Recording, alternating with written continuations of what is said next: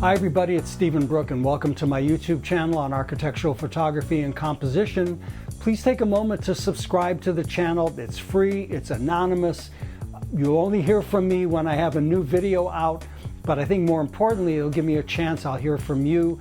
You can ask some questions or let me know if there's something not clear or if there's something you want to discuss. I'm sure other people in the community would want to know about it as well. It's just a great way to share the communication, keep the lines of communication open.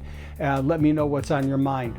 Also, if you have a chance, go to StephenBrookePhotography.com and have a look at my digital textbook. All the things that are in my YouTube video, for the most part, are in the digital textbook. There's 360 pages with everything in there, workflows, suggested assignments. There's something on every page that I think would interest you.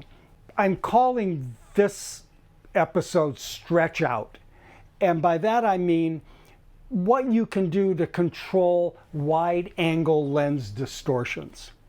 Now, wide-angle lenses are the workhorses for architectural photography, especially for interiors.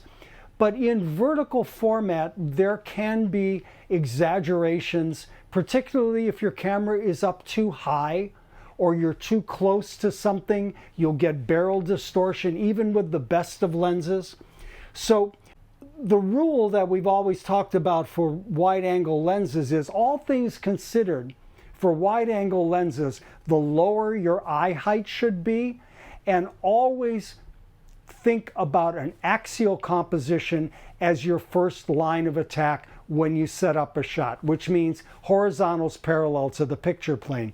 And here's an example, again, of Peter Sonderdam, the Dutch painter who was very well known for painting church interiors. Notice how low his camera angle is, so there's no foreground distortion, and there's this wonderful sweeping height to the ceilings, which your eye readily accepts.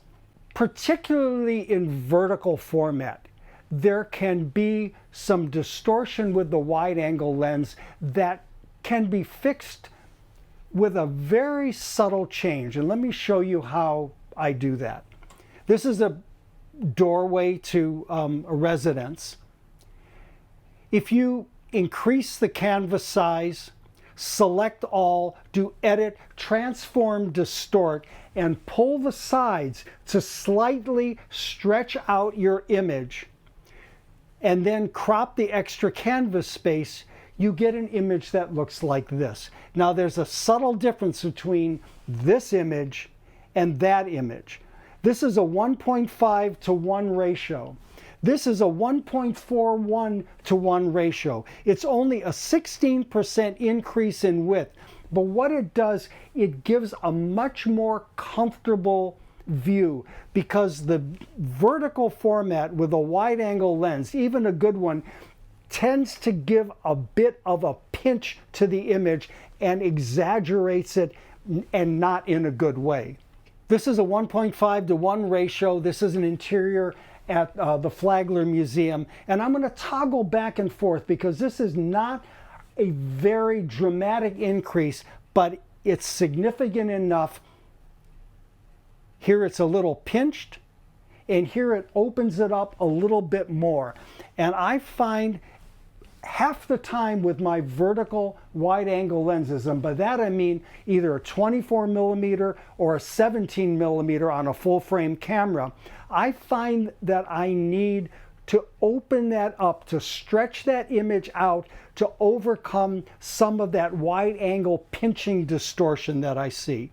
Here's another example, and this happens all the time. If you have to photograph a bathroom and there's no room, you can't get in, you're forced to use a wide-angle lens because the designer wants to see everything that's in there, you tend to get a really exaggerated view. So look at the difference. This is 1.5 to 1 ratio. This is the standard 2x3 format that your full-frame sensor has. And what I've done is I've opened this up about 18%. And when I toggle back and forth, I want you to look at what happens on the sink, because here's where there's a real exaggeration. And I open it up and it softens that exaggeration. This is particularly important because this walkway on the side of the building really feels pinched. It almost feels claustrophobic. So here I have opened this up to 1.37 to 1 to give this walkway a little bit more visual space. Now I'm avoiding, as I mentioned in an earlier video, I don't make this so wide that I end up in square format, because if I make it so wide that it's in square format, I might do other kinds of distortions, but the square format, there's no vertical thrust, there's no horizontal thrust. That's a stagnant image that I'm encouraging you to avoid. So again, I'm going from about a 1.5 to 1 to a 1.37 to 1. And again, the workflow is, here's the original. I add canvas space. I select it. I stretch it with Edit, Transform, Distort. And then I crop away the excess canvas space. So I go from this pinched image to a much more generous looking image. So control the wide angle distortions, lower camera height, axial composition, and when you're finished with your final image, take a look and see if it will benefit by being stretched out just a little. Maybe 15%, 20% is all you need to do to take that wide angle curse off. Thanks again for watching. Please subscribe to the video and check out the book at StephenBrookePhotography.com. Thanks, hope to see you again soon.